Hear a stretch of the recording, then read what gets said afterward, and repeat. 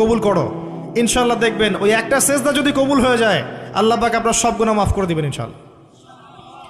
নামাজটা ছাড়েন না, যত পাপ করছেন করেন, আমি বলি নামাজ ছাড়েন না, ইনশাল্লাহ একদিন নামাজই আপনাকে পাপ থেকে বের করে আনবে ইনশাল্লাহ।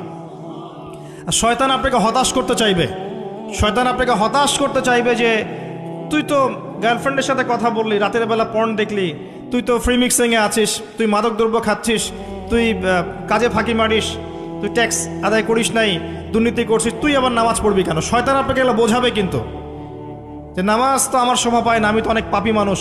এই ধোকায় পা দিবেন না, আপনি নামাজ কন্টিনিউ করতে থাকেন, ইনশাল্লাহ আল্লাহ পাক আপনাকে পাপ থেকে বের করে আনবেন ইনশাল্লাহ। ওই নামাজটা যদি ছেড়ে দেন তাহলে আর কোনো হাতিয়ার বাকি থাকবে না। আর আপনি যত পাপ করেন না কেন মায়ুস হবেন না, মন ছোট করবেন না। আপনার একটা সেজদা, যে সেজদা আপনি চোখের পানি ঢেলে দিয়েছেন আল্লাহর কাছে,